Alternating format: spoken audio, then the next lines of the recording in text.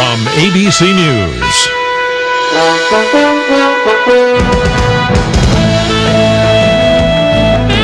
This is Nightline.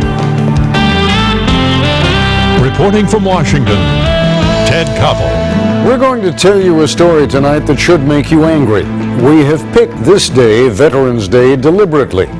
We make a big deal about our young men and women when we send them off to war. We have bands and parades, and our politicians make flowery speeches, and we in the media tend to hop right on the bandwagon. And once the wars get underway, God help anyone who criticizes, because after all, you're undermining our brave young men and women in uniform. When they come home, though, especially if they're emotionally damaged, we don't have many parades or speeches in their behalf. In fact, we don't have nearly enough facilities to take care of our veterans. The Veterans Administration does what it can, but it doesn't have the money. You'd think this one would be a congressional no-brainer. Heavens, you might even be able to raise taxes to take care of our veterans. Instead, as ABC News correspondent Mike Saray reports tonight, thousands of our veterans, tens of thousands, are homeless and on the streets. And as Mike reports, it's only getting worse.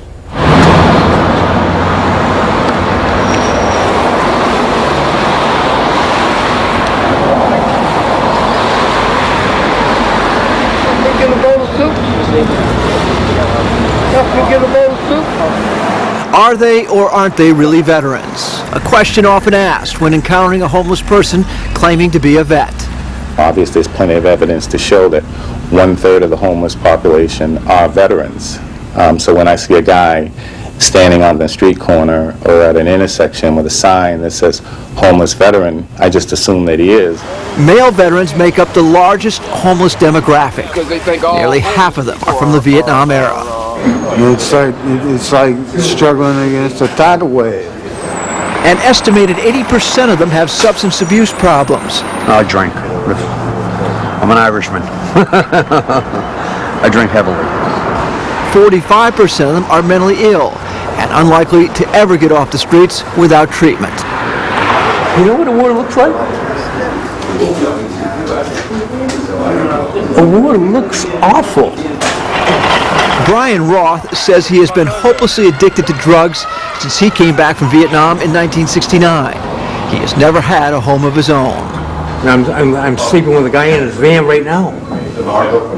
According to his records and relatives we spoke with, he went to college after his military service and even completed medical school at Michigan State before he started getting arrested for writing illegal prescriptions. I know I smell like a skunk. You look like one. But for a year I've been trying to get into a program, a vet program, and I will stay there if they will just make it available. We have a system that is absolutely, positively, totally at capacity. It's a struggle every day to try to figure out where we can get services for our veterans. We have to try to do more. We have to attempt to increase our funding level to offset that loss in funding at the local level. But what the local level has to do is to get those community-based, those nonprofits, those faith-based organizations to help fill the void. Nonprofit organizations like Swords to Plowshares in San Francisco are already taking care of 95% of the housing and treatment homeless vets are getting through a complex combination of VA, federal, and local subsidies. It's very hard to be able to manage 40 different funding sources and go out and try to bring in more money. We're doing it every day. We're knocking on doors, but this is not easy. Tony Arenas' New Directions organization had to use private funds to take over a building closed down by the VA at its Los Angeles facility. Okay, have you separated eggs before? They provide job training and treatment for substance abuse and mental illness, the sources of most homeless problems. On any given day, there are an estimated 300,000 homeless vets, and the Veterans Administration and its network of local government and nonprofit organizations can only come up with 100,000 beds each night, a 1 in 3. That shortfall is likely to expand as financially strapped municipalities continue to cut public health and housing programs, and a whole new generation of veterans is about to hit the system. The night of my crime, that I was arrested for. I was evicted from my residence. These two homeless vets, who don't want to be identified, served as Army Rangers in Afghanistan and Iraq just last year. They are among the first of America's newest vets coming into the system with post-traumatic stress disorders.